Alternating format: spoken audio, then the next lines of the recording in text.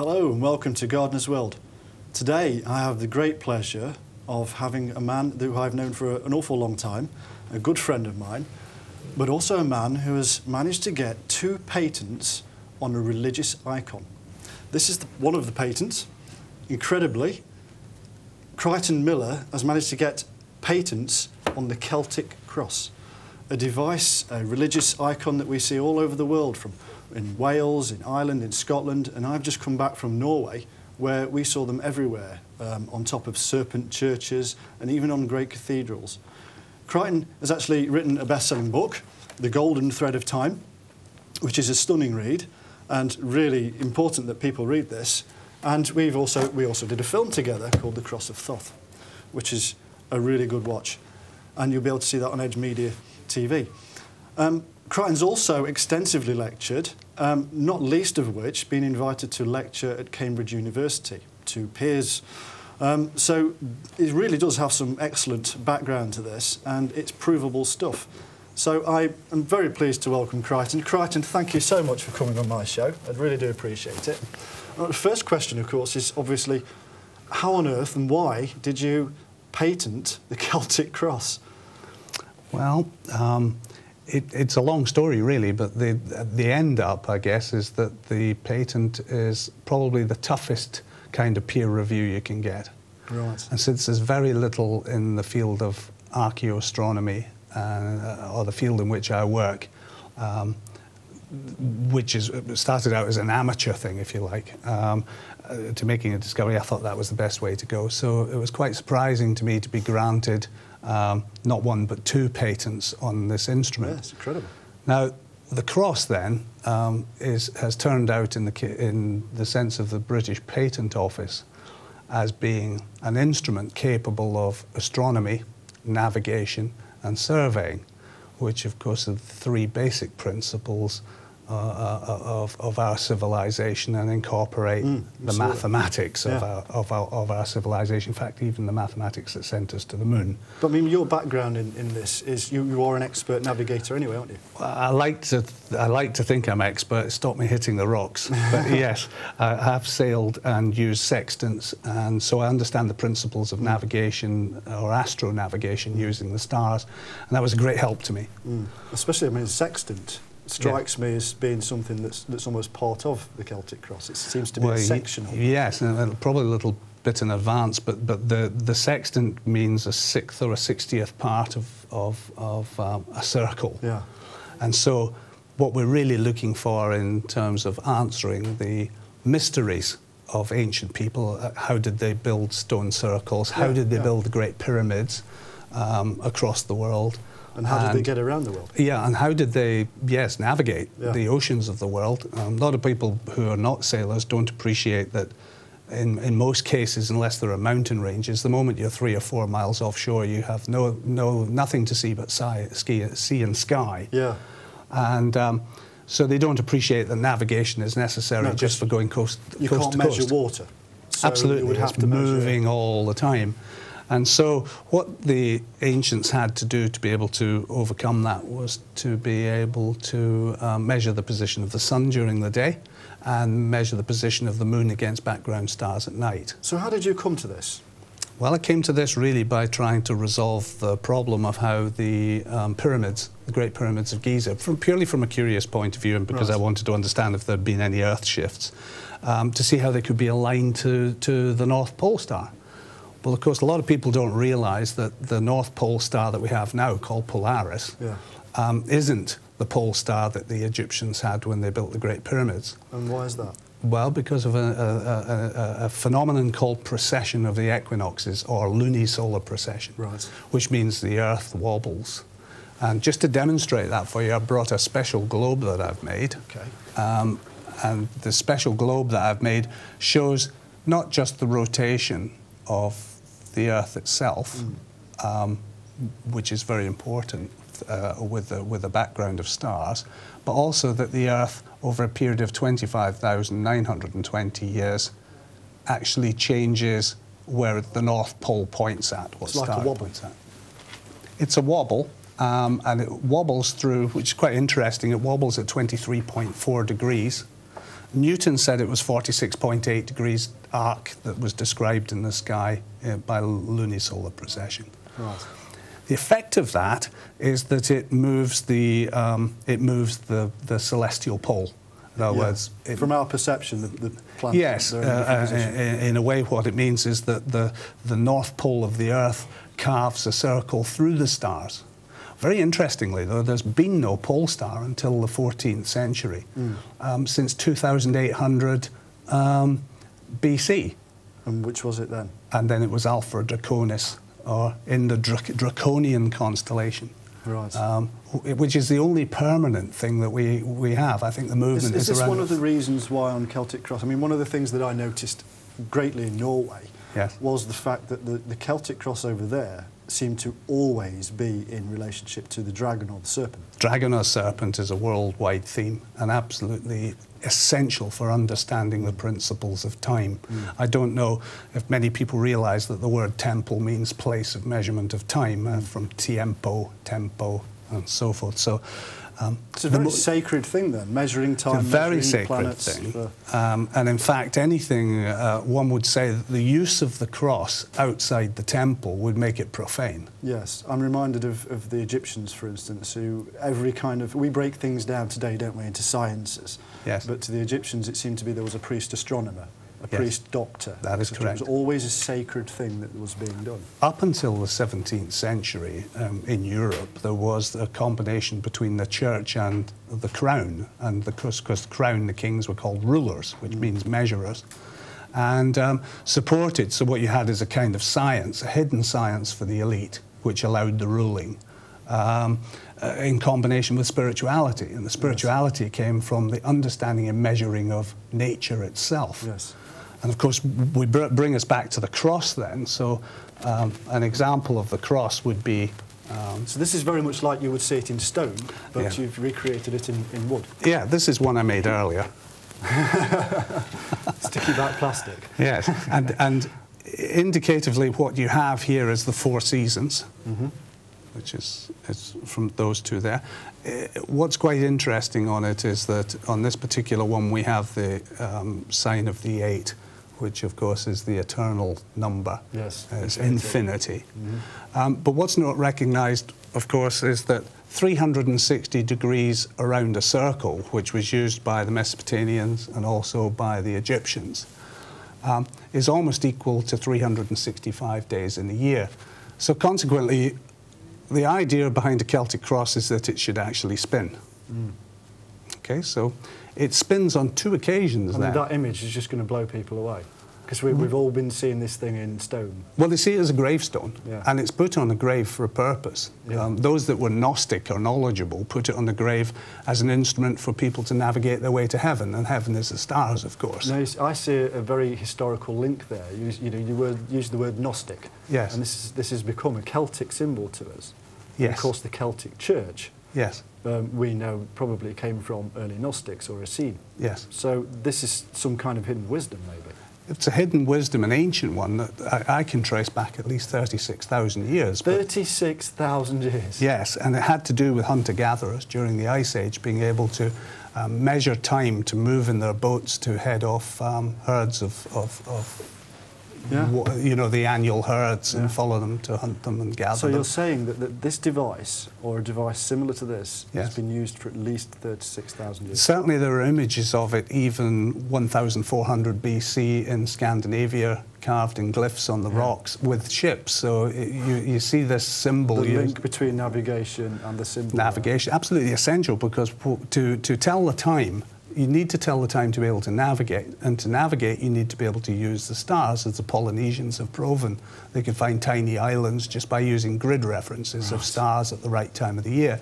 So to learn this technique required a lifetime of being trained by previous experts or masters. Like the Sufi Baraka, the wisdom is passed on from one to the next. Absolutely. Yes. So the idea then is what we would call astrology, or astrological symbols, meaning astrologic, meaning mathematics of the stars rather than astronomy, which is naming of the stars. Yes. Unfortunately, that's become named as pseudoscience because of the foolishness of astrologers and the fact that they don't measure the stars.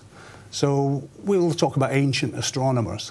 Yeah. So ancient astronomers then named the stars by making constellations, draw the dots, if you like, draw the lines between the dots to make animal features from their animistic. Which is good for memory. Absolutely. So they could pass it, well, look at the shape of that, that's a lion. Yeah. That's good for teaching. Yeah. Good for memory. And the Mesopotamians, 2,500 BC, created some of those symbols that we still use today, like Leo, Scorpio, And they're seen on the wheel. And they're seen on the wheel, and they're named into symbols now. So at the top of here we have a symbol which they call the fleur-de-lis, which is on the top of all navigational sea charts. And it's quite ancient. It goes way back. In fact, they've got one in the Vatican. But that's similar, if you look, to this symbol here, which is the Aryan symbol for Aries, okay, and called point of Aries at the rising point of the sun. But in the case of the fleur-de-lis, it's this with an additional point. So how does this bear any relation? Well, it has great connection to the pyramids, which I'll come to later if you wish to discuss that. Well, yeah. How the pyramids were built. Yeah, let's get back to the pyramids, because this is where you first started with. Yes. Well, I started with the pyramids because I wanted to find out how they were aligned. We all know that there was an astrological or a star cult society that lasted 5,000 years, living in balance without, without causing mayhem and changing their systems for so long. And, of course, that was why the row about Amun was. But a lot of people don't realise that the priests of Amun were actually the priests of Amen, and we still call on Amen at the end of the Lord's Prayer. So what we're actually calling on is the return of the age of Aries when we say Amen. It doesn't mean so say all of us. Which is the symbol you've just shown us. Correct. So and that is Aries. Aries. This symbol? The symbol is that's the Aryan sign. But during the building of the Great Pyramids, 2160 to 2800 BC, this would be the time of the age of Aries, whereas we still now live, believe it or not, in the age of Pisces. We've got about another 70 years to go before it becomes the age of Aquarius. Oh, right, so the 70s were all wrong then. Very difficult, because the astrologers who call these ages, the astrologers who call these ages are operating on Greek charts, and they forgot to take precession into account, which I showed you earlier with the moving globe. So the charts that they use are a whole 30 degrees out of date in one whole star sign. Right. So those that think they're a Virgo or a Leo and... So they need to get back to what you said before, measuring the stars. Yes, well, very important, because even Moses said it, when they built a fatted calf, which was the sign of the bull, that they were living in the age of Aries. He got furious and threw the stones at them and killed a few of them by stoning and so forth, for not living in the moment, but for living in the past. Yes. Which was many messages in there. Many messages in there. Yeah. So going back, so they were able, and this is very important because there's a philosophy behind this. Not only were they using science to measure the Earth and to measure angles and to create mathematics, which is a scientific instrument and symbol, they were also putting the philosophy behind what understanding the nature of time meant. In other words, the nature of cause and effect. Hence, most of our religious texts tell us how to behave based on the laws of cause and effect, which we seem to have forgotten in the modern world. So this is how the sacred and the literal mesh together. Yes, with this archetypal instrument. Yeah. Now, of course, you mentioned sextants earlier on. If I just put that away. You mentioned sextants earlier on, and they used quadrants and sextants as a deference to the circle. In other words, quadrant means a quarter part. We've got about a minute left, so... I'm sorry. So what happened was, because it was banned to use this religious icon for many years, they invented this, which is called an astrolabe. And the astrolabe has exactly the same principle, designed into four, but it doesn't have a stick on it, so it doesn't look like a crucifix. Star. Astrolabe meaning measuring the stars, and even Chaucer talked about that in his treatise to an astrolabe. He knew the world was round, and that was back in the 14th century. So that could be read by anybody. Fascinating stuff. So the astrolabe was used... Yeah. But basically... Still used today? Yes, basically what I made is a modern instrument. And the modern instrument shows the cross as a protractor, which is what it really is. And it's able to measure spherically. I mean, that protractor, that piece of plastic that you've got is incredible. And if this thing really is so clever and accurate, surely this is something that, everybody on the planet should know about, in case there's some natural disaster or, suddenly our GPS systems don't work. We all really need to know how this thing works.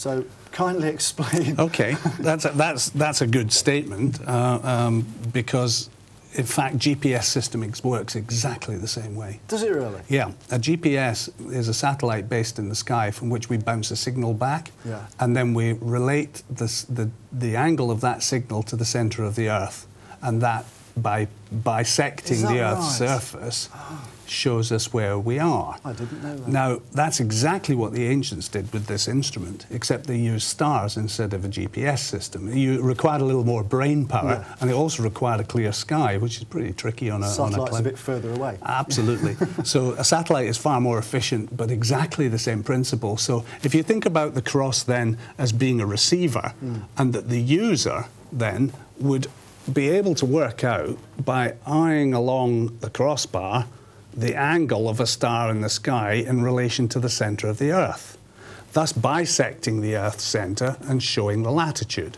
And correct me if I'm wrong, but isn't the centre of the Earth, the gravity that pulls, that's another constant? Yes, it is. And the constant, the most important thing behind that is the idea of a plumb line.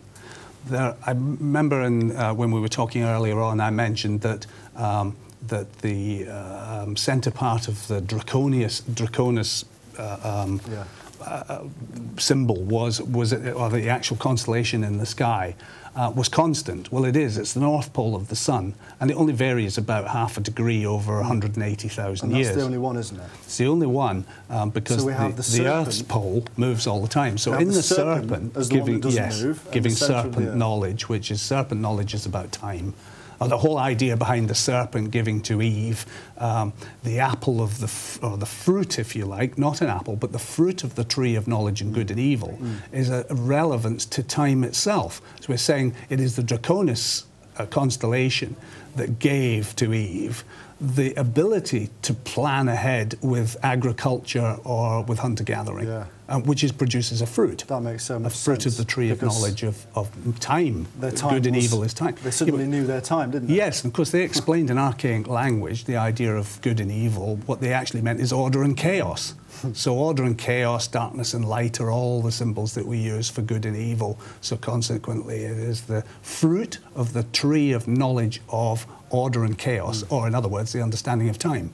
And it's time that gave us. That's why this is another sacred symbol that's used in the temple. Incredible stuff. How accurate is this thing? This is, in terms of accuracy, this small handheld one is only accurate to half a degree. Well, that's not very much if you wanted to translate that onto the Earth's surface. Well, what it means is you could only find your location on the Earth to within 30 miles at the equator. Okay.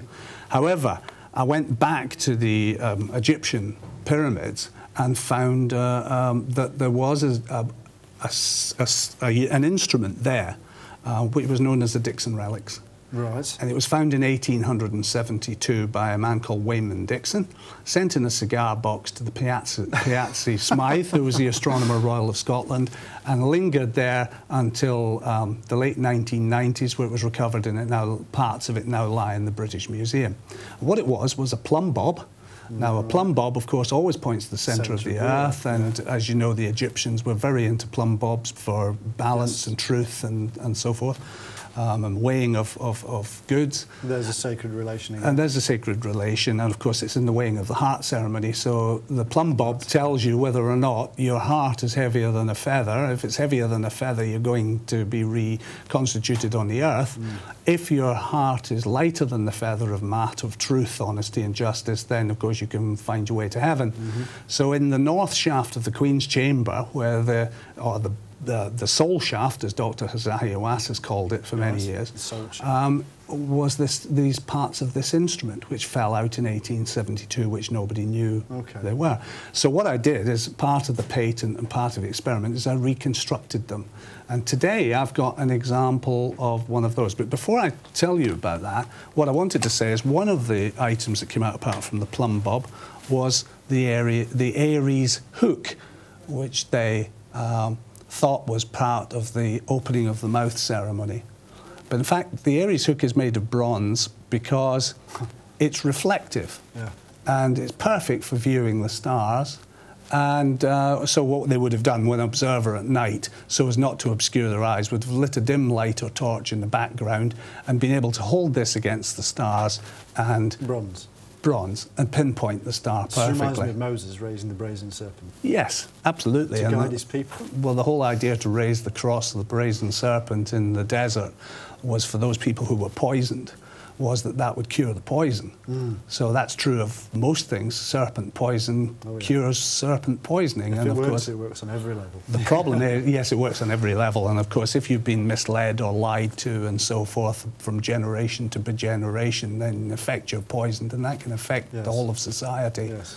In case of the blind following the blind, then they all run off the precipice, don't they? So it's time now for some truth. So Well, I think it's time for some you truth. found this as part of the Dixon relics, and what did it tell you? Well, what it told me from the Dixon relics is that in the construction of the Great Pyramid, which includes the numbers of the moon and the sun and so forth, is that an instrument was required that was more accurate than the Celtic cross, which I just showed you. Right. And the instrument, when I constructed it, was accurate to 3 arc minutes. And that means at the level of where we are now in the Northern Hemisphere, you could find your position to within 1.5 miles on the Earth's surface, which is within view of the horizon. That's incredible accuracy for a period. Incredible accuracy. So and so, of how course, do they do this? interestingly, it's 3 arc. I'll come to that very briefly, but it's 3 arc minutes out, which is exactly what the pyramids are. The pyramid complex at Giza, according to Cambridge University, is only 3 arc minutes out, which is exactly the accuracy of this instrument, which I made to scale. May I show you But this? that's incredible backing for.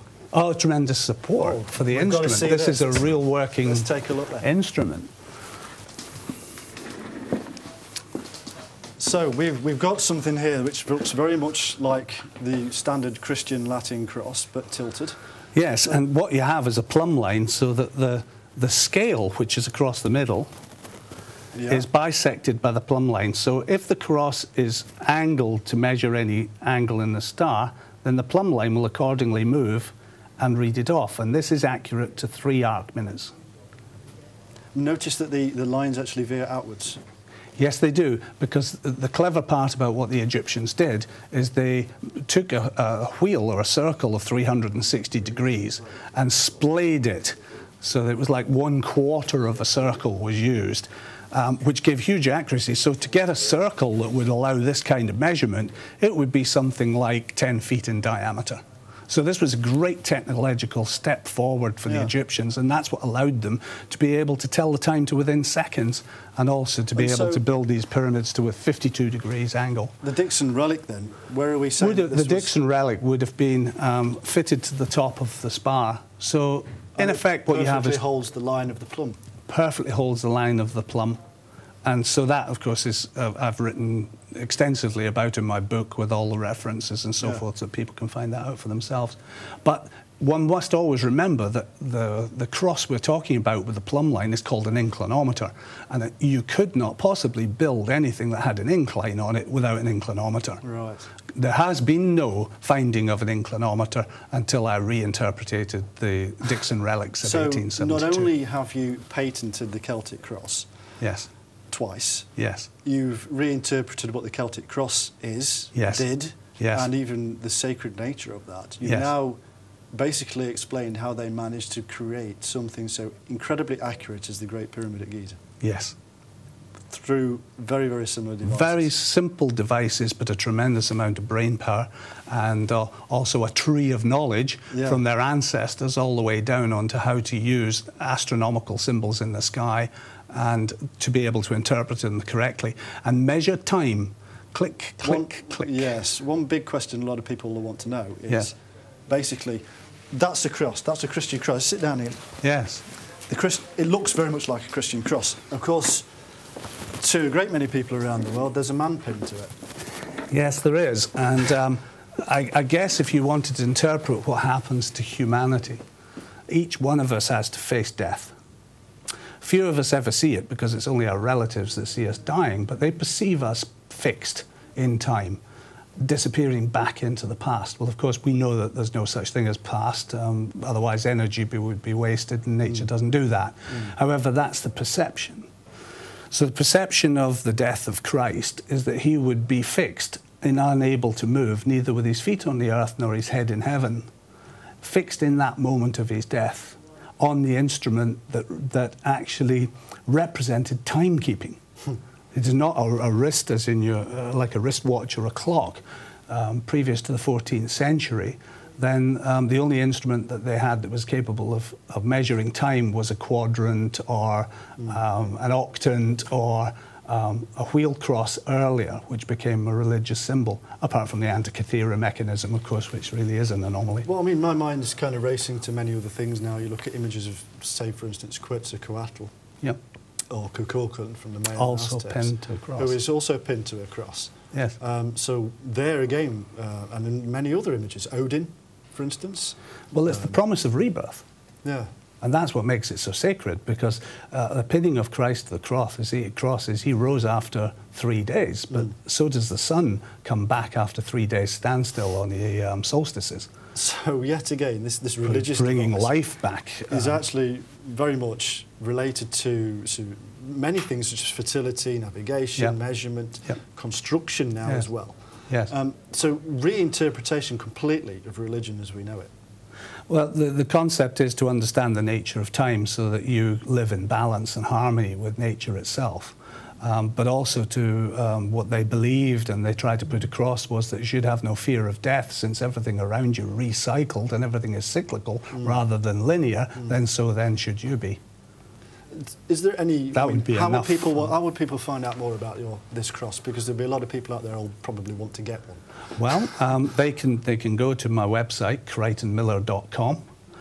They can, of course, watch the Cross of Thoth, and a lot of people don't understand what the connection between the Celtic cross and the Cross of Thoth. Well, Thoth was the Egyptian god of wisdom, of measurement, of astronomy, of writing. And, of course, these principles that we've talked about today require not just a knowledge of astronomy, they require the knowledge of writing so as to make almanacs so that you can predict the positions of Venus, and you can predict the position of the moon at any day or night throughout the year, and also work out the cycles of these things. So, for instance, Sin, being the moon, is also synodic and is also a sine wave. I mean, one of the things that always, the language interpretation. Now we understand what you're saying. Some of the language interpretations, you point out horizon.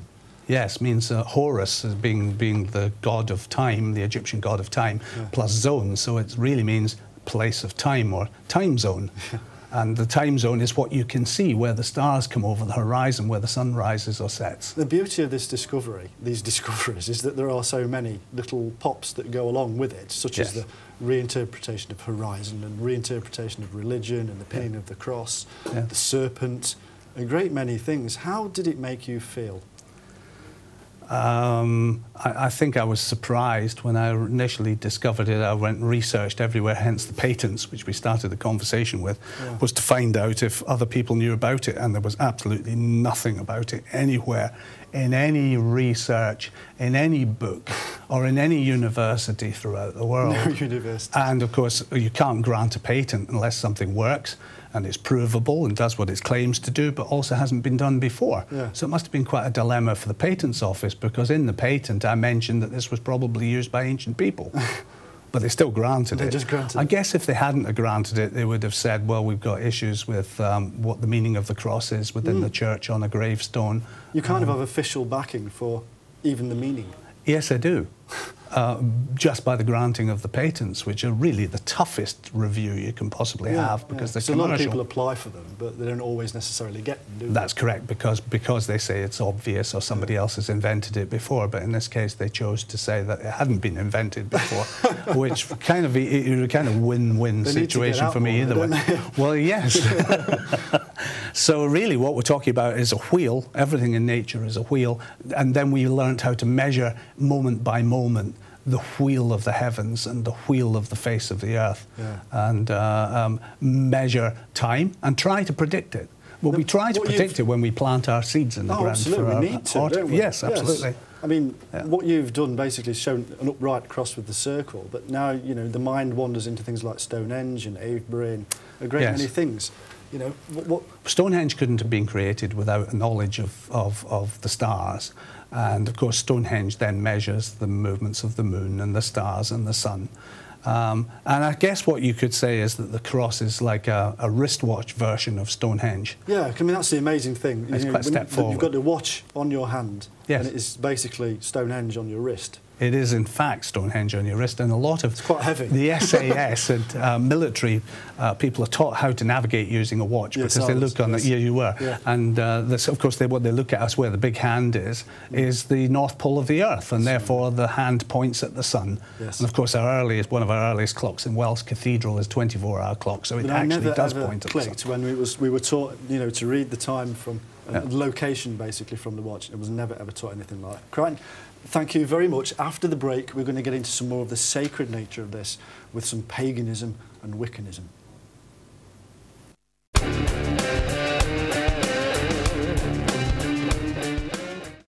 Welcome back to Gardener's World.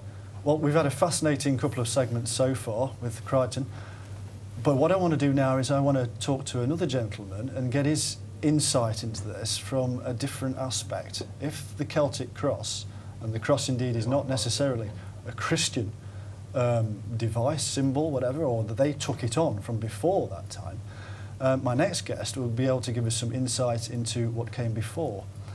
His name is Steve Mitchell. He is the author of a new film called Dragons and Rings.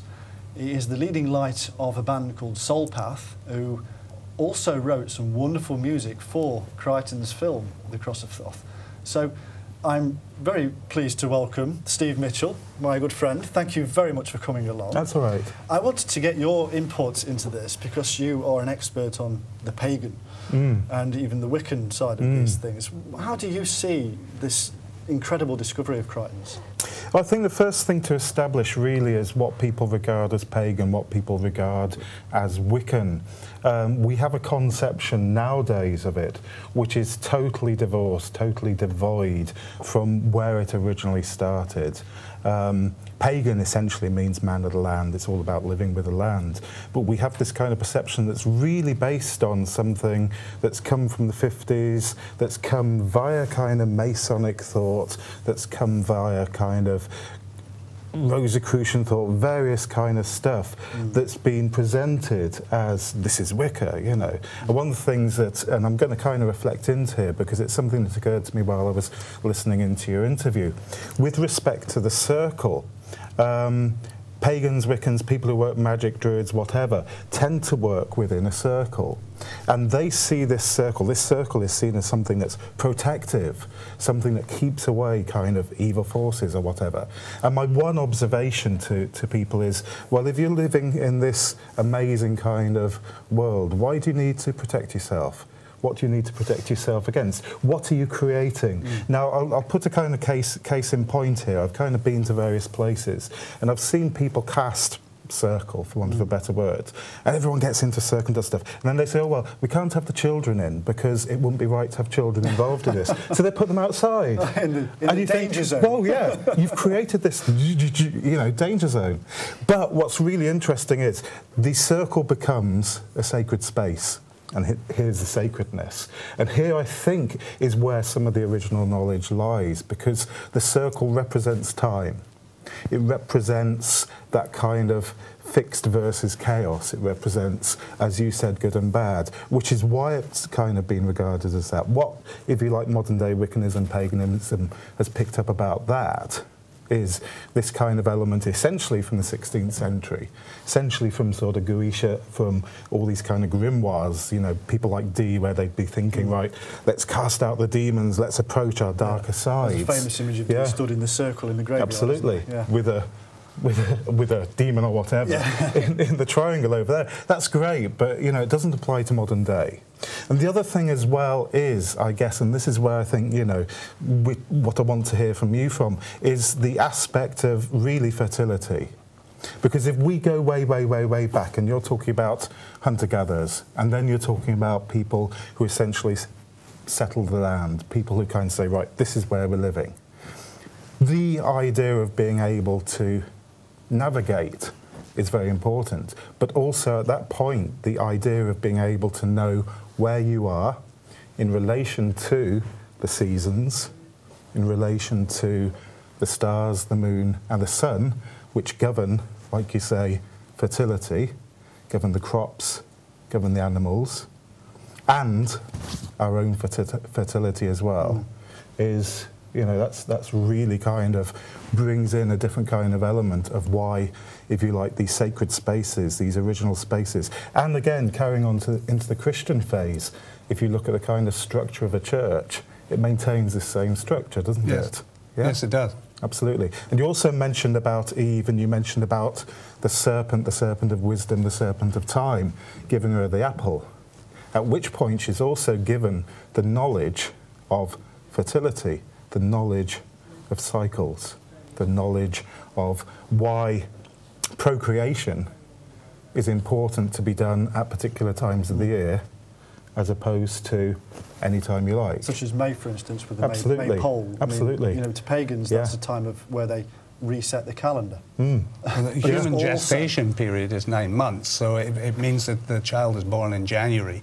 And therefore, by the time March comes around, which would be a planting time for those people who are agriculturally based, then the child is strong enough to be able to be strapped to mum's back while she either goes out and plants the paddy fields or plants the wheat fields. So this is a very, very important period then, because May is not only a point of resetting the calendar, it's a point that many of the vicars and pastors of the past reported. Our old pagan friends and even Christian friends ran off into the woods and did the thing. Did anything goes. Anything goes at that time. And what essentially have you got? You've got a cross on the floor with your North Star, your Polar Star pointing up, and people weaving time around it, representing time. And Like it comes Maypole. back to, comes back to what you were saying with respect to animals. Why have we called the animals in the solar system particular animals? Because it makes a good story, and a good story is something you remember. You have to pass it from generation to generation. The concept behind placing a sacred circle would probably be to do with keeping chaos on the outside, since we need to live we need to create and live in a state of order so as to survive. So, for instance, the Egyptians said that the Lord of Chaos was an anteater. How very apt. If you were an ant, you wouldn't want it breaking down the walls of your society. And, of course, anything that was seen to be chaotic or evil or destructive, even like modern kids kicking the hell out of bus shelters, would be seen to be destroying your society. So the chaos would be a hoodie these days? The chaos could well be a hoodie. But which actually relates back to the May, he's only May looking Games, because this is the period when Robin Hood absolutely made Marion Robin plays were enacted. Robin Goodfellow. The Robin Goodfellow of which you can actually trace back Puck, strangely, through similar people to the Celtic Church. Yes, absolutely. And back into paganism. So all these things relate entirely, don't they? They do, absolutely. And as well, because obviously as a musician, for me, music is about time. Tempo. Music is about tempo, like you say. It's sacred in itself. It's secular. Measurement of time. It is. And it's also a measurement of time in order to pass that measurement, pass that knowledge on to someone else in terms of a tune, a song, a dance around a maypole, which is particular patterns, particular figures. And distance measurement. And distance measurement. Which is quite interesting, I believe. Is it if you have a plumb line on a piece of string that's 15 inches long, it vibrates at 1 beat to the second. Absolutely, and that gets even crazier, doesn't it, once we're bringing frequency and sound into it. Because all of a sudden this instrument isn't just an instrument of measurement, it's an instrument of event. It's an instrument of happening. The great collegiate churches are an example of that. And that was the use of geometry, using instruments like these to create perfect bouncing systems for sound waves so as to enhance the sound of the human voice and what instruments they had in the past. But that also goes back to Maze Howe and some of the great also Irish barrows, where they found out that the use of sound applies in those. So it's all about time measurement, or tempo. But getting back to the pagan point of view, I mean, you've basically ruled out that modern paganism has really got much basis in ancient times, pre-Christian times. I think what's happened, I think what's happened along the way is people have become confused. They've accepted doctrine, they've accepted thought, they've accepted, for example, you know, a lot of Wicca, for example, is based around the works of Gerald Gardner, who was a guy in the 50s, who basically a Mason. You know, and if you actually look, if you look at all the rites, if you look at all these kind of writings, all these passages, all these quotes, they're fresh out of. I mean, I must say, you know, from an literature. historian's point of view, one has to ask, how do these modern pagans know that this particular ritual was done. Absolutely. In pre-Christian times, because, you know, Pliny doesn't tell us about these things, for instance. He may go on a little bit about the Druids, tell us various things that they did. Were also very important to this. The central, absolutely, because the centre of the Masonic rites, or the Scottish Rite Masons, is still Rosslyn Chapel. And Rosslyn Chapel is built at the foot of the Pentland Hills, and that indicates the pentagram. And the pentagram, of course, comes from the moon's number, because the Earth wobbles at the rate of 1 degree every 72 years. So, and that's quite important, because 360 degrees divided by 72 is 5. And you, thereby making a circle, you draw a pentagram. But you can also draw a hexagram. It makes a shape. The moon kind of makes a pentagram shape. Yes, well, what happens is the moon, and this was measured in ancient times. Absolutely, and Venus was one of the items that they used. Even the Mayans studied Venus. That was their god of war, not their god of love, because they timed the dry season. They timed the dry season to go to war, and that was when Venus was heliacal. Well, look at Artemis, huntress. Absolutely. And so it's all about timekeeping. That's why I wrote my book called The Golden Thread of Time, because this is a tiny golden thread that passes through all the ages, which is unbreakable, if you like, and brings time to our minds again. Now, one of the things that I find interesting about all this, what you've discovered, and the things that you're pointing out about life and death, these are very terrifying things for people. Over time, man has had to find some way of overcoming this. Of course, we have the Gnostics, who gave us lots of very, very wise texts, which is what I write about. You look at this from a kind of frequency aspect almost, because of your music. And Crichton looks at it from the sacred position of the cross point, and the related things that are there. So, well, may I? Absolutely. The cross is only an instrument for interpretation of time, as a guitar would be for the interpretation of time in music language. So the cross interprets astrological time, which is really interesting, because Rosslyn Chapel, which we talked about later, which the Knights Templar are associated with, shows every aspect of nature in terms of all its plants and so forth, growing in its angles. But go back to the Great Pyramids. Now, the Great Pyramids, whether you believe they were a tomb or not, actually the purest example of nature, because they incorporate in 360 degrees, 72 degrees, 720 is a number. The speed of the sun is 900 arc minutes an hour. The speed of the moon is 720 arc minutes an hour. Take one from the other is 180. That's in each face of the pyramid. It even has on the pyramids 25,920 when you multiply them all by each other. Where did our multiplication sign come? And that is the processional the mathematics of nature by which we live. The moon, which governs menstruation in women, tides and so forth. Those numbers are in there, which is why Thoth is mentioned, because Thoth was the god of the moon as well, and of wisdom. Just incredible. That's something else you kind of pointed out in there, and again, bringing it back, shall we say, into the pagan kind of fold, is within there you mentioned the Knights Templar. And again, you find in that whole kind of belief structure, and particularly in the Catholic belief, that they fell out with the Pope, they fell out with Christian Church over the issue of procreation. Over the issue of not what everyone kind of assumes, the kind of homosexual element of it, but actually it was over the fact that the Catholic belief was that both abortion and birth control were necessary, and we come back way into our kind of fertility cycle. I will appreciate that, but I have to say to you that there has a commercial aspect. There's no difference between the commerce of today than there was of then, and it had to do with the Roman Catholic Church, which was in France at the time, combining with the king to go against the Knights Templar, who owed money.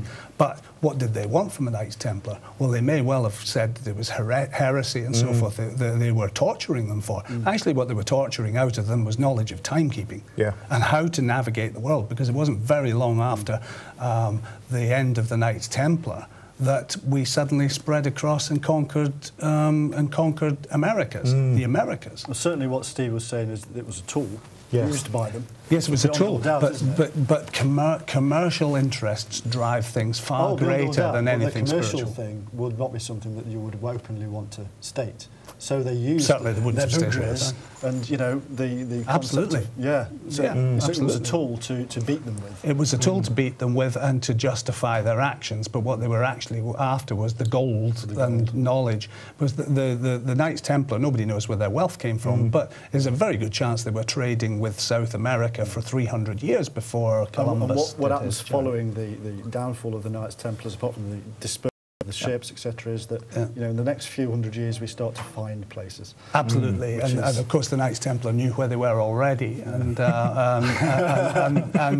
that was taken from them. Of course, the Knights Templar then fled to Scotland and Portugal. To me, what you've discovered is a key to the past. Yeah. Just like in the 14th, 15th, 16th centuries, they put keys on maps. For us to, you know, for people who didn't have the eyes to see, they would not have been able to recognise, you know, how to get from one place. They had to be protective of their trades. Why do we think in medieval maps or charts it says in the Atlantic Ocean, here be dragons? That's to keep people away from the trade routes. Why would you give away your knowledge? And they didn't give away their knowledge. They kept it. This was only for initiates. It was only for royalty. It was only for priests. Well, the whole idea of this show has been to release some of this information, and we shall go on to do so. And I'm really thankful of you coming along, both of you, both Crichton Miller and Steve Mitchell, my guests tonight on Gardener's World. Thank you very much, and I do hope to see you again in the future on Edge Media TV.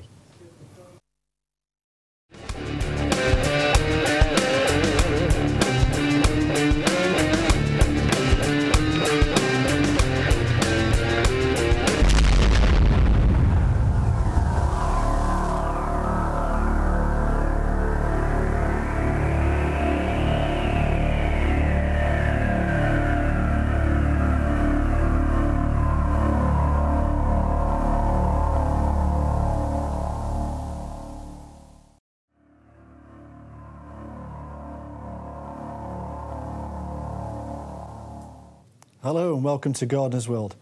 Tonight we've got a really special programme. It's going to be about the Templars, and we've got three extremely special guests. Tim Wallace-Murphy, an expert on the Knights Templar and many other things. Odvar Olsen, another Templar expert and author, and Dr. Robert Feather, another expert who you've seen on TV on many occasions. My first guest tonight is Tim Wallace-Murphy, and most people will know him from the book Roslin. This, of course, is a book that Dan Brown used for the Da Vinci Code, so Tim's got a little bit of infamy from that. His latest books are The Knights of the Holy Grail, which looks like a superb read, and he's very kindly just given me this one, so I should be taking that home with me so nobody can have it. And The Freemasons, another really interesting read, because Freemasonry is something that I'm really interested in, of course. Tim, thank you so much for coming along. It's nice to have you. It's good to be here. My good old friend. Can we start this off by basically giving people a short history of the Knights Templar, if there is such a thing? Well, do you want the official version or the real version? Well, let's start with a small official. Well, the official version is that the Knights Templar were founded somewhere around about 1118 in the city of Jerusalem, ostensibly to guard the pilgrimage routes between Jaffa and Jerusalem. Though quite how they intended to do this is a little unclear, because there were 9 rather elderly knights who were somewhat past their sell-by date at that time. They founded an order which went on to grow at an absolutely baffling speed, and which became one of the most powerful orders within the Christian Church. It was, in the beginning, unique, although it was soon subject to imitation by others, in that it was a military order. It was an order of fighting monks who were renowned for bravery to the point of foolhardiness.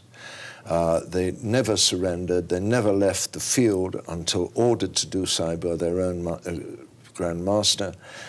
And they took military discipline to extreme lengths. They were, in fact, the first standing army in European history since the fall of the Roman Empire.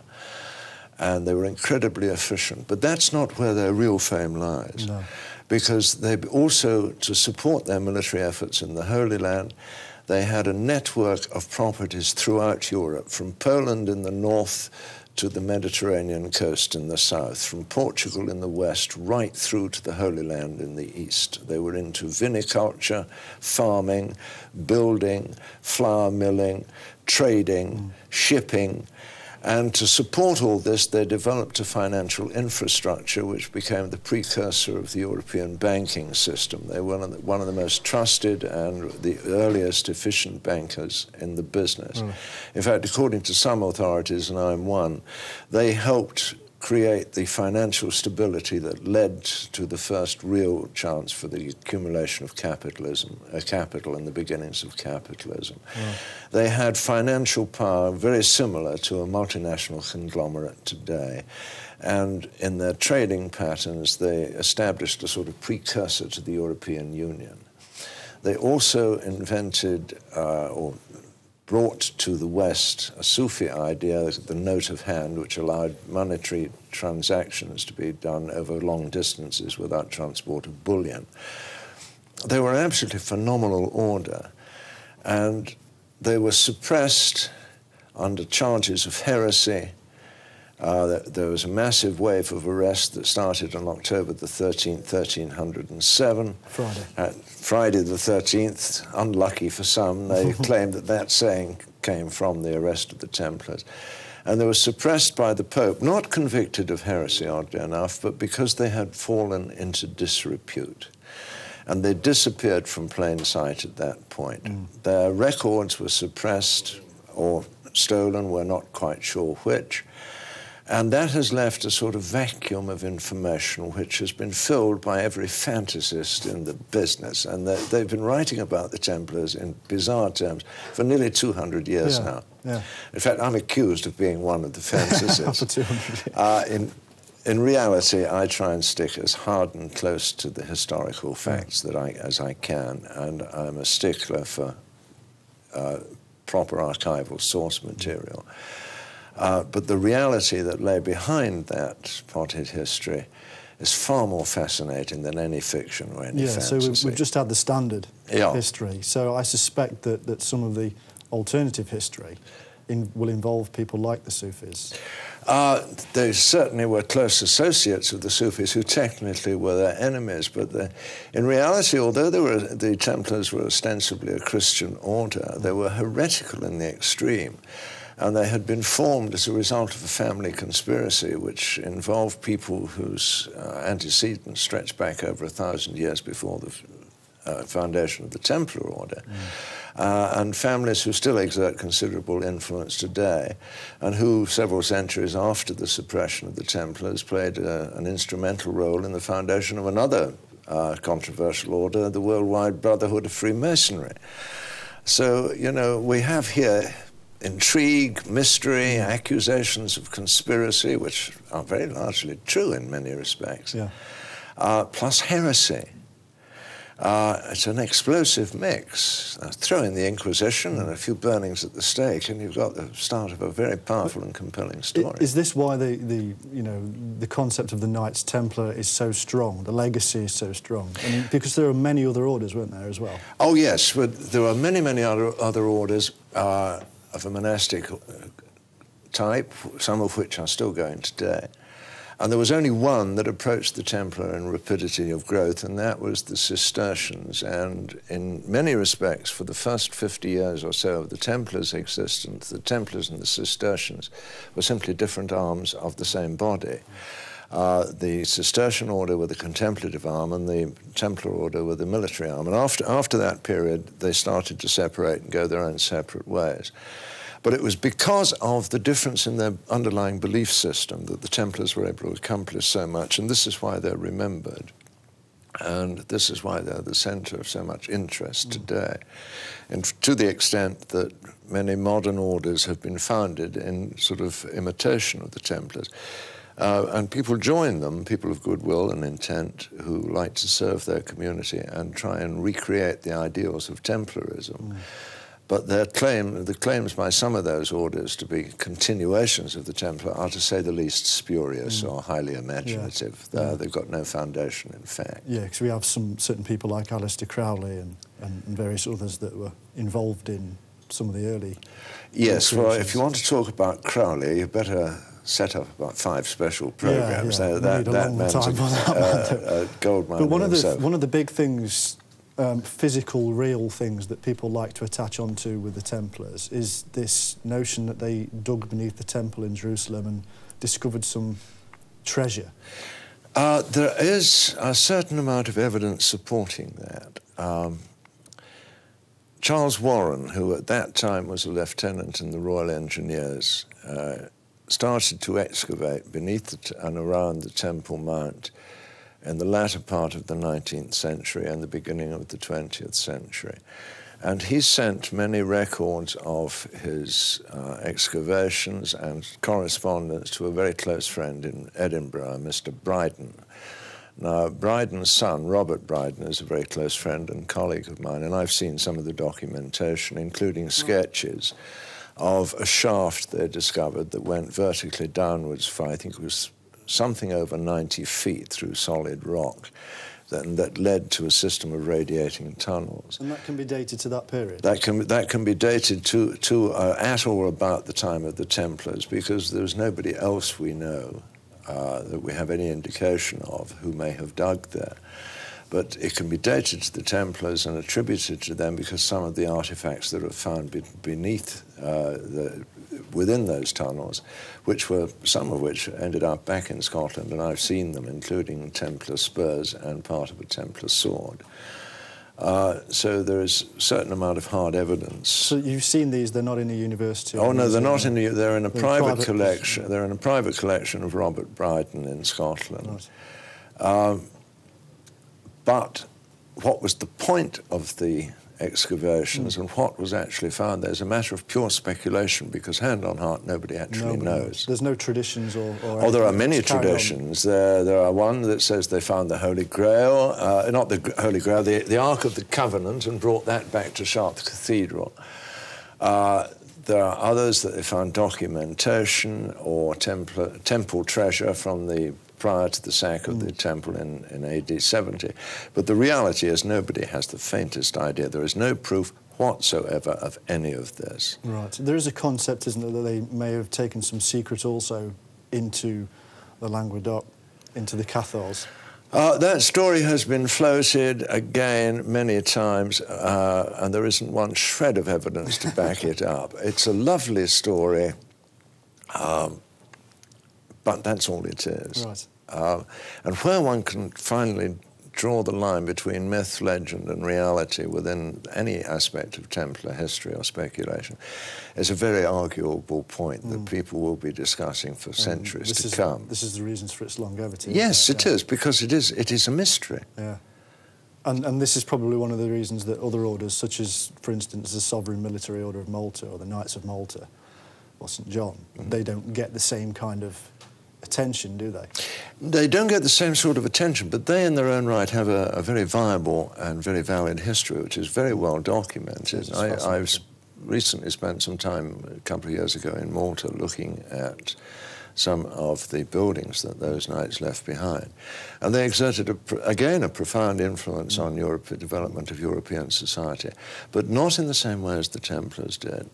And because the Knights of Malta are well documented and well known, there is little room for speculation. Whereas the Templar, there's a slight period, you know, with Grandmaster Pinto getting involved in alchemy, which is fascinating. Yes, and there is also a period where the Knights of Malta were under investigation by the Inquisition because of their membership of several leading members of the order within the ranks of Freemasonry. And that's that particular period of Pinto was one of those. I mean, it was claimed also by a couple of Scottishmen that Pinto gathered around him 20 or so special people and created a secret society. That there is a degree of truth in that, but you see, the point of that secret society, the point of alchemy, the point of the search for the Holy Grail, which is inextricably linked with the Knights Templar, is it's all about a pathway of spiritual transformation, which, of course, immediately places those who follow it outside the remit of the Church and classes them as heresy.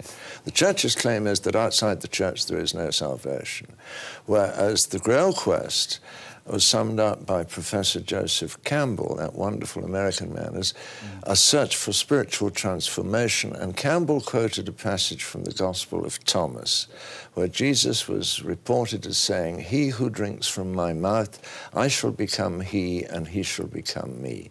And this is the whole point of the spiritual path, be it within Christianity, be it outside of Christianity, or within Islam, or from the Native American traditions, or any indigenous tradition. It's all about bringing about a closer union with the God within. We each have that part within us, and it's a case of identifying and accessing that inner source, which we have previously been denied by society. Why? You've written another book called What Islam Did for Us, I believe, and it's a superb book. I've read it a couple of times. And obviously, you know me, you know that I'm into Islam in certain ways. Why do you think that Islam and Templars, why do you think that they came together in any way? We've got a very short amount of time for this one. Very easily. The Sufi path teaches its followers that enlightenment begins when you can recognize the divine signature in every aspect of God's creation, and by serving that, you serve God. It's spiritual transformation again. It's the same stuff. Yeah. And this is what we believe, that the Templars recognised. This is exactly what it was about.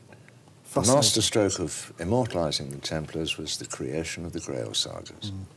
Absolutely. And the Grail, of course, is the journey that we all have to take. Yeah. Just asking the right question. Yeah.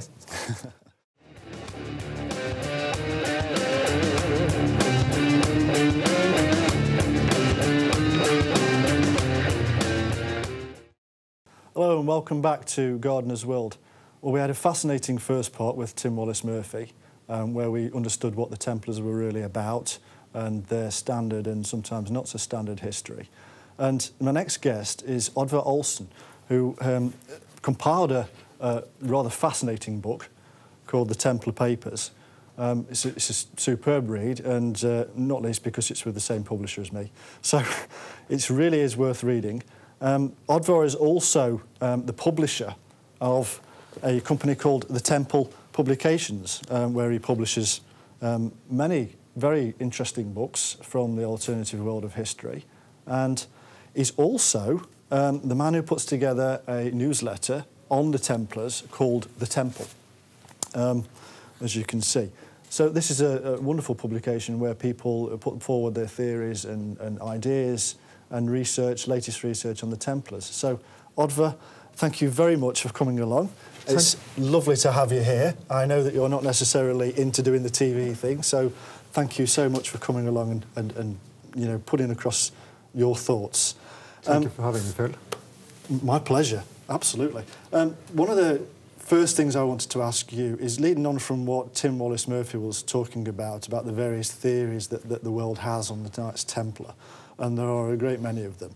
You being an historian and a man who collates information from all over the world on the Templars, modern theories, old theories, you will have seen some strange and bizarre ones. What's the strangest and most bizarre stories that you've seen on the Templars?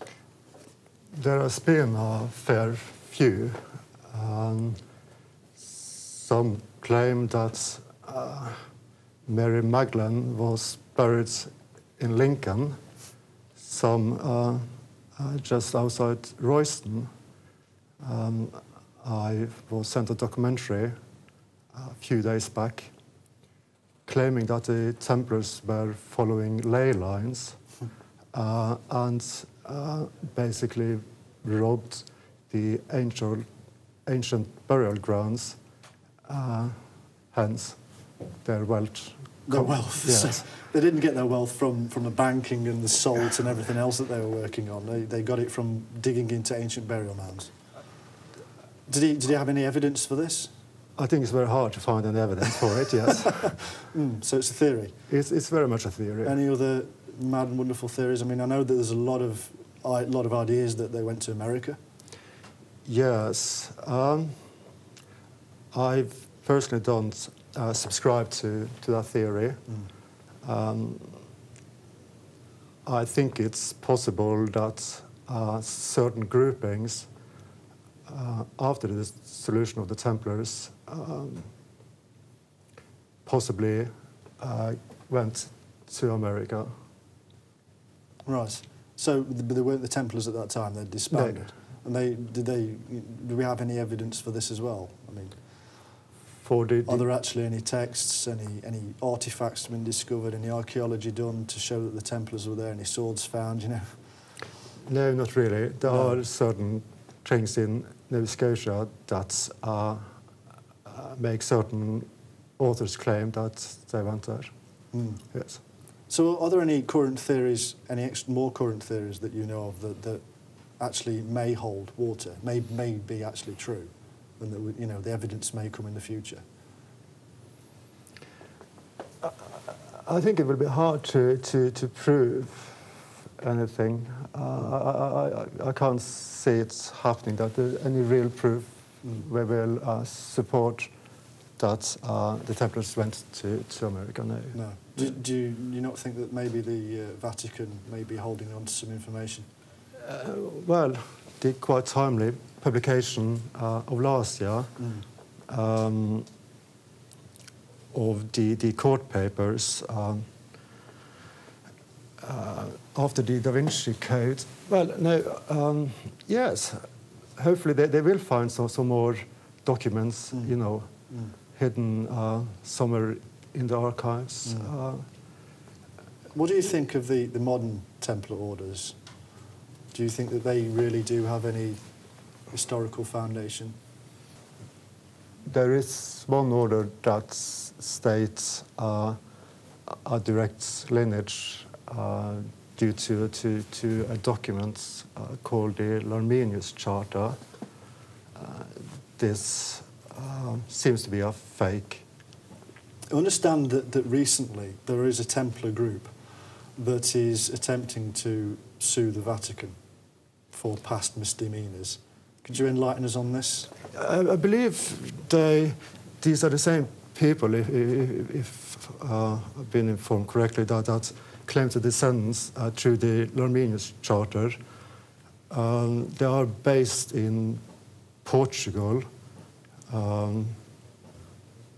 Is it one Punto or something like that? That is the alleged Grand Master now. Right. They have orders in England all over the world, and I believe they are suing the Vatican because of the unlawful killing of the brethren at the dissolution by Philip the Fair. So they're gonna try and sue the Catholic Church for something that happened 700 years ago. I believe that's right. Yes. Yes. Would join the queue because they'll be quite a long one, won't they? Really. Yes. Yes. It's got quite a history of the Catholic Church. So, I mean, what about the other orders? Do you ever get involved in any other orders other than the Knights Templar? Do you look into, for instance, the Knights of Malta or the Knights of Christ? It's talking about Portugal. Yes. You know, they're quite interesting, aren't they? Some people claim that the Templars, many of the Templar brethren dispersed into the Knights of Christ, and even the Knights of Malta, St John. So, you know, is there a truth in that? Is there historical evidence for that? In Portugal and in Spain, the Templars weren't persecuted as they were in England and France, to a certain degree in Italy. So it's quite likely that they formed another order in Portugal and in Spain. So they formed another order, or they were absorbed into another order? It's not my special research, Right. so I wouldn't like to give any... I mean, it appears to me that what occurred at the dissolution of the Templars is that many of them wanted to carry on in that kind of vein and so did join with the Knights of Malta, for instance, and the Knights of Christ in Portugal and Spain. And that there was a lot of different kind of political things going off in the world. So a lot of that politics came into it too. You know, from Scotland, for instance, I understand that they didn't necessarily jump on the Pope's orders straight away. Well, they didn't here in England either. No. And most of the Templars in England, they just sought pension in some monasteries in Ireland. So there weren't really persecution as we know it in France from the Templars being burned on the fire. So I mean, as far as you're concerned, is there no real great mystery to the Templars? Is it just... Yes, of course. There is? Yes. So come on, do tell. No. So you're holding back on some great mystery that the Templars have got? I know it all. No, I think there's much more to be found, and it probably take, as Tim said earlier, people has been trying to unravel the mysteries of the Templars for at least 200 years. Yeah. And we haven't got much closer than today than they were in the 1800s. Hopefully there will be more documents found. I do believe that there are a lot to be learned through their architecture. Why do you say that? There are also a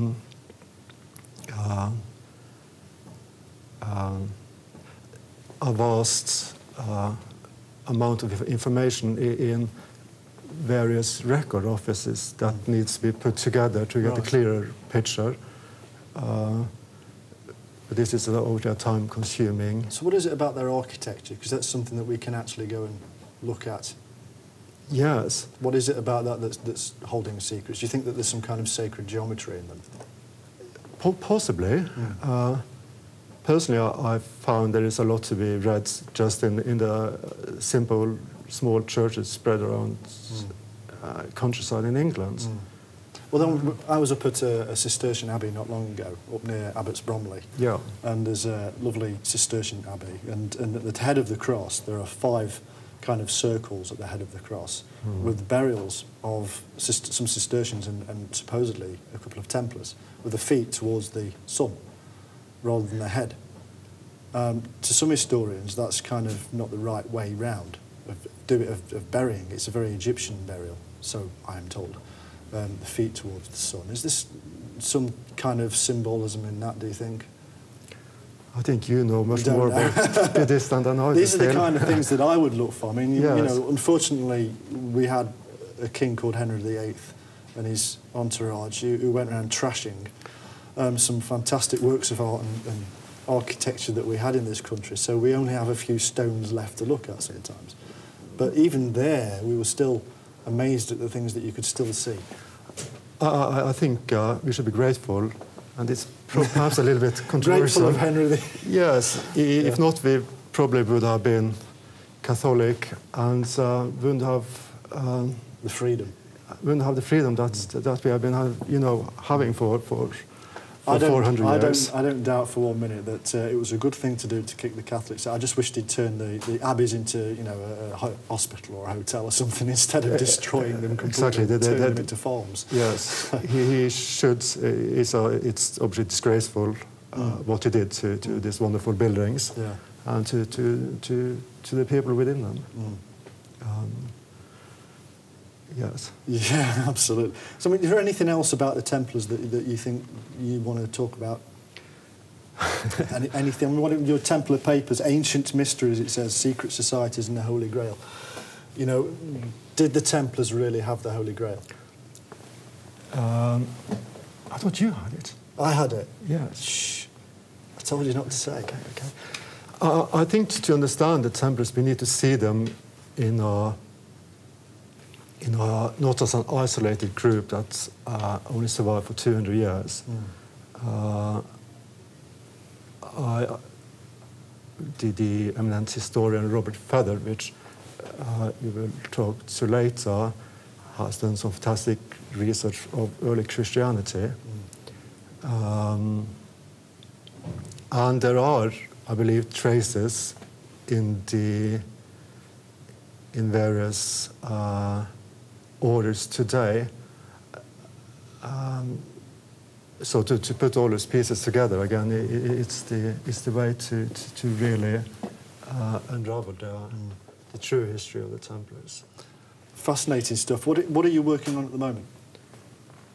Can you give us any glimmer of a secret?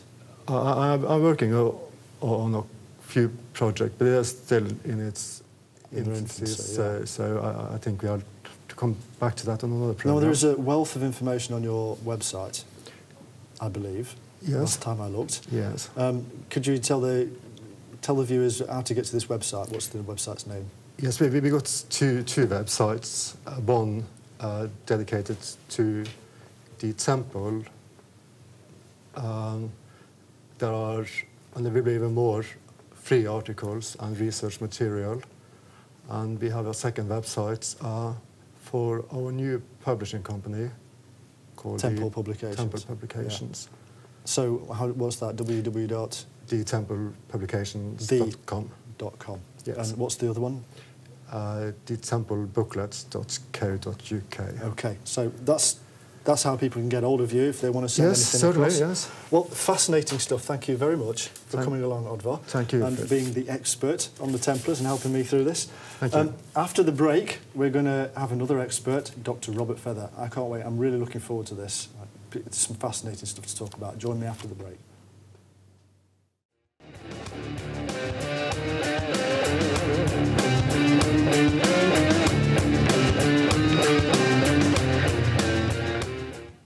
Hello and welcome back to Gardener's World. Well, we've had a fascinating two segments so far.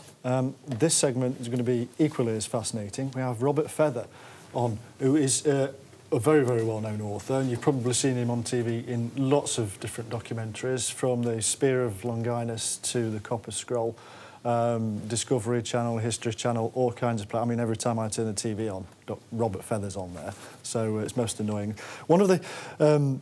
He's a good friend, so don't worry. One of the good, excellent books that he's written is now called The Mystery of the Copper Scroll of Qumran, which is a superb book, and I would definitely advise anybody to buy it. There is updated now with an extra 20,000 words, I believe.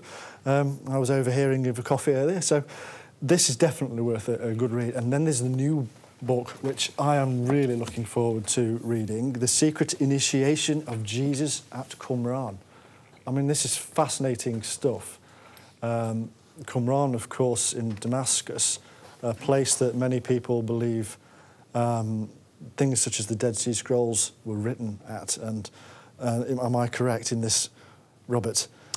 Certainly, some were written there, and other material was copied there. So. Right, OK. So thank you very much for coming along. Pleasure to be here. I'm absolutely humbled that you took the time to come. So thank you very much. There's no need to be humble, because I'm very pleased. I live my life in humility. We're talking about the Templars, of course, and one of the questions that I'd like to ask you is there any real evidence that the Templars dig beneath Temple Mount? I think there is. I mean, it's pretty certain that they occupied the Al-Aqsa Mosque on the Holy Mount, on Mount Moriah in Jerusalem. That was given to them by the ruler then, King Baldwin of Jerusalem, when the first Crusaders conquered Jerusalem, 1099.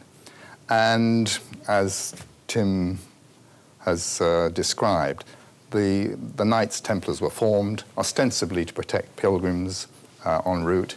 Do you believe that? Well, it's very odd that such a small group could actually do such an enormous job. Maybe that was just their motive, their way of getting in, because it may well be they were looking for something and they wanted access to the holy places of Jerusalem. Because, I mean, 9 elderly gentlemen forming a group aren't really going to help defend an awful lot of pilgrims on the way to the holy It does seem strange, but... So there has to be another reason. Do you know what that Do you have a other theory? reason may have been, as has been intimated, that they were looking for something, and they were seeking something in Jerusalem near the temple site because they had information. But they certainly became a very powerful military and economic and a salvation brethren, if you like, helping other travellers later on in the history. Yes, that's all true. But the initial motivation might have been something different. Right. I mean, just cutting back to where we left off with Tim earlier, we were talking about the spirituality aspect of the Templars. Could it be that the Templars had some form of early Gnostic belief system that they picked up on whilst in their time in the Holy Land or from before? Or does this have any relationship to this treasure, do you think? That's a very, very interesting subject and area. But, I mean, if you put a trajectory back from what we know about their beliefs later on in history, they certainly did seem to have, certainly when they got to the south of France, they had Gnostic tendencies, they had a spirituality, and they were outside the mainstream of Christianity in the sense that they sought an area where the Cathars were already established. And the Cathars had a dualistic, aesthetic, and a reverence for Mary Magdalene and John the Baptist too. And it looks like if you track that back to the origins, that must have come from some original concepts of Gnosticism, of heretic beliefs, yes, because... Which, getting back to, you know, your latest book, this the initiation of Jesus at Qumran, is related in some way, isn't it? It is, yes. I mean, I like to question what possibly could the Templars have found, if they found anything, when they were excavating, and I'm absolutely sure they were excavating. Right. As we've heard, there's evidence of their digging deep Certainly down sounds beneath that way, yeah. the temple site. This was the site traditionally where the first Temple of Solomon was built. And we can see the sort of reverence for Solomon's temple coming through in their architecture and through into Freemasonry. I mean, I happen to believe that there's a lineage between the Templars and Freemasonry. You do? Absolutely. Oh, okay. All right. But I'm not supposed to have sides, so I'm the interviewer. But Okay. yeah, so I think it's fascinating because, I mean, Qumran, this is the place where the Gnostic people may have originated. I mean, I saw you in a documentary recently where it was pretty well balanced. You on the one side were saying that, you know, this is the place where the Gnostics put together some of the Dead Sea Scrolls, etc. And then on the other side, certain historians saying there's no evidence that there are any Gnostics there. So, you know, I don't agree with those, actually. I don't know if you want to get into the alternative theories of what was going on at Qumran and whether it was scenes or If what. you're saying that Jesus was initiated in Qumran, and this is a Gnostic kind of place. I have developed a very, very strong argument, and with evidence, I think, to demonstrate that Jesus was not only an Essene, but resident at Qumran for a long period of his life. The interesting question is in terms of what the Templars might have found in relation to what I think were the origins of the material, such as, I mean, I suppose you can break it into three different areas. They found relics related to Jesus. It may have been things that Helena had found and put in the Church of the Holy Sepulchre. Helena, mother of Constantine the Great, about 325 AD. The time when Christianity took on its new marketing access. The Muslims, when they conquered Jerusalem in the 7th century, they built a mosque, a small mosque, underneath the mound, where reputedly there were relics from Jesus' infancy, his crib, his cot, his bath, things like that. So there's another possibility. Those are some of the things that may have been discovered. The other possibility, of course, is John the Baptist's head. And that has a lot going for it in that there's evidence that the Templars worshipped a bearded head. Baphomet. The Baphomet, yes. So is that a possibility? The other thing is treasure from the temple. But I would discount an awful lot of that. What about texts? Text is a problem. People have suggested, I think Tim Wallace Murphy has suggested, there might have been documents that they found, which end up in Rennes-le-Château or in Rosslyn, who knows. But I find that difficult. The only texts that have ever been discovered from that period, 2,000 years ago, and assumedly they were hidden then, and then the Templars found these documents. And just happened to know where to dig. Happen to know where to dig, and also that they survived. Yeah. That is the real critical question. Yeah.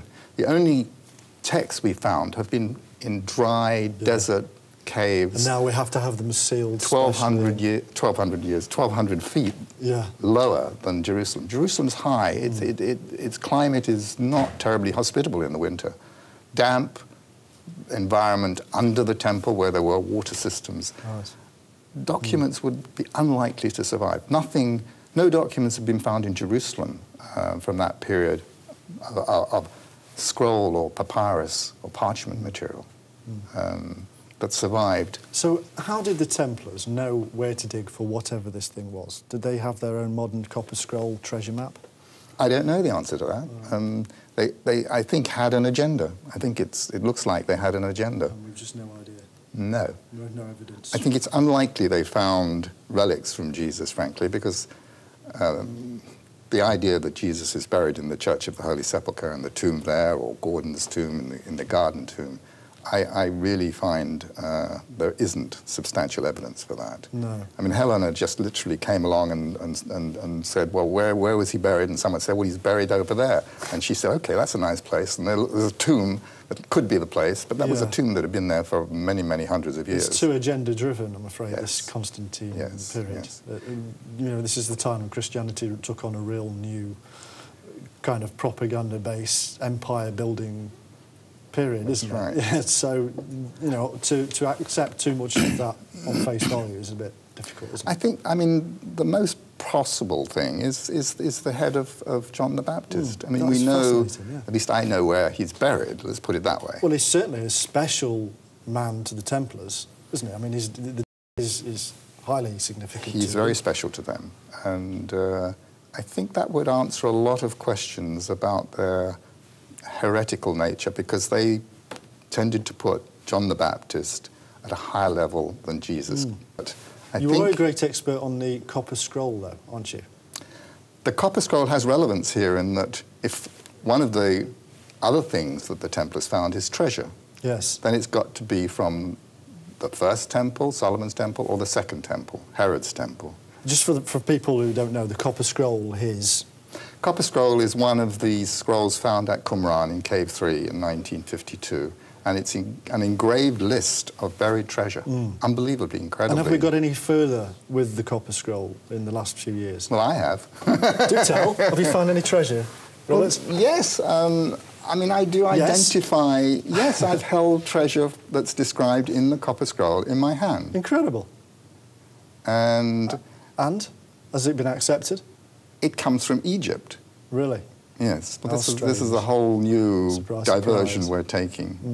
Mainly because I link the Qumran scenes right the way back to Egypt and to a pharaoh by the name of Akhenaten. Absolutely. If the Templars found temple treasure, then it can't be all the things we saw that Titus carted off to Rome. The menorah, the candelabra, the silver trumpets, all the other treasures were taken away by Rome. If there was anything left, because the temple had been sacked successively through history from the Babylonians onwards. The Assyrians, the Babylonians, the Greeks. Have to get into this deeper in this special show that we're doing with Robert Feather, because this is very interesting stuff. We are going to actually have a special hour-long show with Robert Feather, as we are with Tim Wallace Murphy. So I do hope that you will come back and watch that. It's going to be here on Edge Media TV. Thank you very much to all my guests tonight, and thank you everybody for watching.